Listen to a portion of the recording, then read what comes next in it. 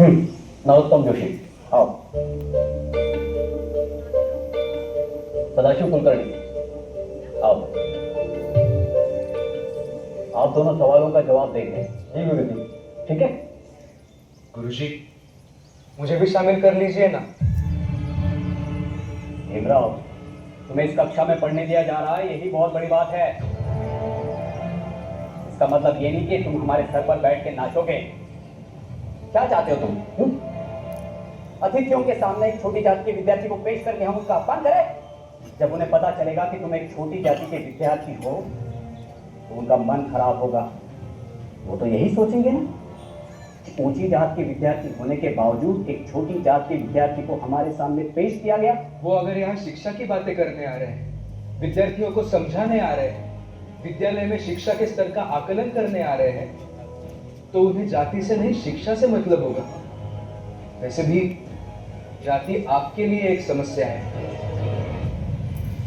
वो लोग भी इसी समाज का हिस्सा है भीमराव, जो तुम्हारे परछाई से दूर भागते हैं। हम तुम्हें उनके सामने पेश करके उन्हें अपमानित नहीं करना चाहते।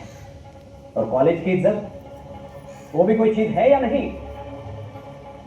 क्या कहते हो बच्चों? भीमराव को अतिथियों के सामने लाना चाहिए या नहीं? नहीं चाहिए। सर, अतिथिगण आ गए। आप सभी लोग आकर अपने साथियों की हौसला अफजाई करें। चलो। और हाँ भीमराव, अभी प्रिंसिपल के पास जाकर इस शिकायत विकायत का नाटक मत करना। क्या है ना, अतिथियों के सामने कॉलेज की लाज रखना एक अच्छे विद्यार्थी का कर्तव्य होता है, याद रखना। चलो।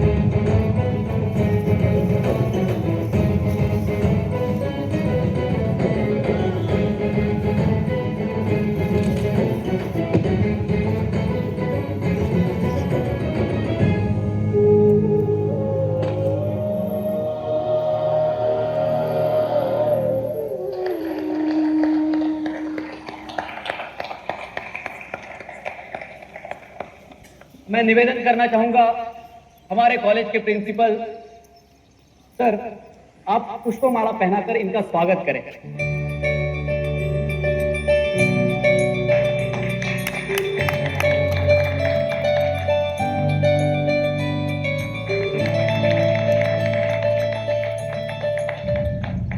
माननीय अतिथिगण, हमारे सारे छात्र मेधावी हैं, किंतु सबकी परीक्षा ली जाए ये तो संभव नहीं है। इसलिए उन सब में से जो बेहतर है वो चुनकर आपके समक्ष है। यह है नरोत्तम जोशी, सदाशिव कुलकर्णी, देशराम पाटिल और मनोहर शास्त्री।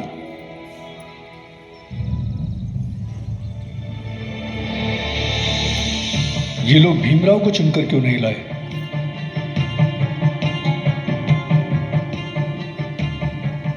आप इनसे जो चाहे सवाल पूछ सकते हैं। जरूर। अच्छा ये बताइए कि आर्किमिडीज का सिद्धांत क्या कहता है? नरोत्तम जोशी बताओ।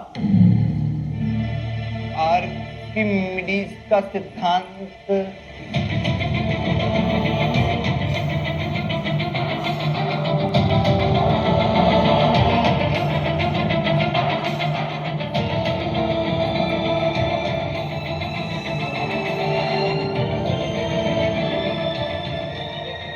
आर्किमिडीज का सिद्धांत को कक्षा में पढ़ाया था ना? बताओ। जी गुरुजी, याद भी है, बस पेट में मुंह तक नहीं आ रहा है। आर्किमिडीज का सिद्धांत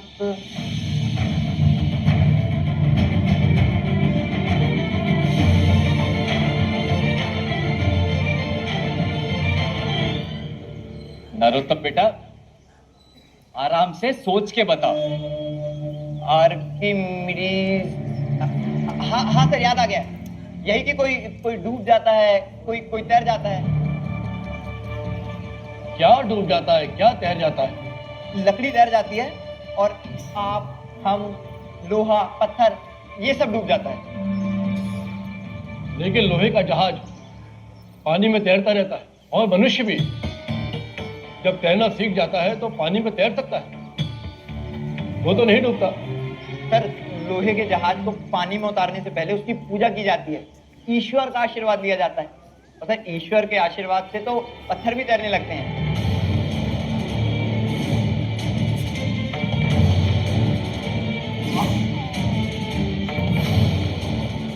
और सर, इंसान इसलिए नहीं डूबता क्योंकि वो तैरना सीखा होता है, और तैरना सीखते ही इसीलिए ताकि डूबने से बचा जा सके।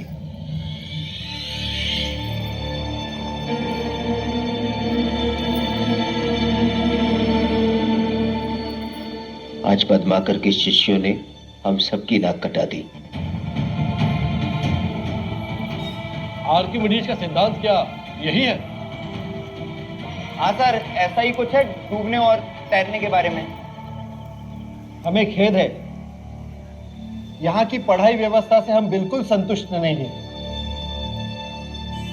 आपके किसी भी छात्र को कुछ भी नहीं आता,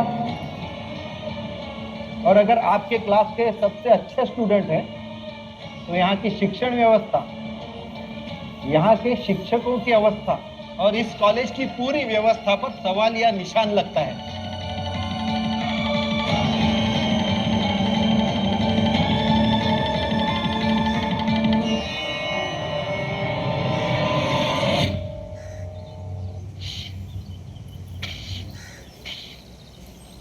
वो लोग भी इसी समाज का हिस्सा है भीमराव, तो तुम्हारे परछाई से दूर भागते हैं। हम तुम्हें उनके सामने पेश करके उन्हें अपमानित नहीं करना चाहते हैं।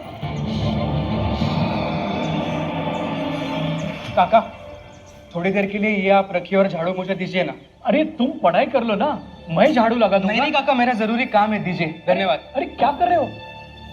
हमारा इस कॉलेज का दौरा संतोषजनक नहीं रहा। क्या पढ़ाते हैं आप, क्या करते हैं आप लोग? अगर इस तरह की शिक्षा व्यवस्था रही तो हम लोग एडमिनिस्ट्रेशन को कड़ी से कड़ी रिपोर्ट सौंपेंगे। चलिए। जब किसी वस्तु को किसी भी द्रव में पूरी या आंशिक रूप से डुबोया जाता है तो उसके भार में कमी का आभास होता है। भार की ये कमी वस्तु द्वारा हटाए गए द्रव के भार के बराबर होती है, जिसमें वस्तु पर नीचे से ऊपर की तरफ एक बल लगाया जाता है जिसे उत्प्लावन बल कहा जाता है, जो वस्तु द्वारा हटाई गई द्रव के भार के बराबर होता है। इसी कारण कोई भी वस्तु पानी पर तैरती है। तो सर, इसका मतलब ये हुआ, जो वस्तु अपने भार से अधिक पानी हटाने की क्षमता रखती है वो पानी में नहीं डूबेगी। अरे तुम तो झाड़ू करने वाले लगते हो, तुम्हें यह सब कैसे पता? सर, पद्माकर गुरुजी जब वे पढ़ा रहे थे तब मैं कक्षा के बाहर झाड़ू लगा रहा था, लेकिन वो इतना अच्छे से पढ़ा रहे थे कि मुझे सब याद हो गया। सर, इस कॉलेज में सभी शिक्षक अपने अपने विषय को अच्छी तरह से पढ़ाते हैं। इस कॉलेज में पढ़ाई बहुत अच्छे से चलती है सर।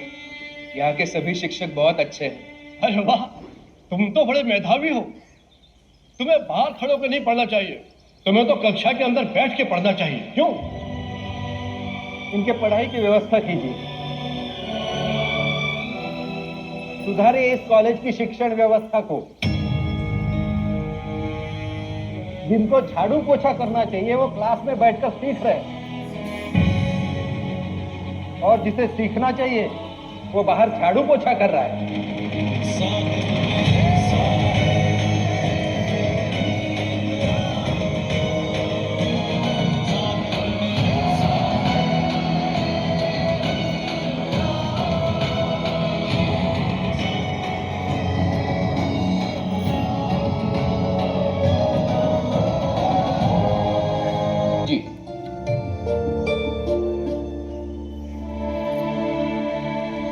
क्षमा करें कि मैं सफाई कर्मी बनकर उन लोगों के सामने गया, क्योंकि मुझे कहा गया था कि मैं छोटी जाति का हूं और मेरा कॉलेज के छात्र के रूप में उनके सामने प्रस्तुत होना उनका अपमान होगा और कॉलेज की छवि भी खराब होगी।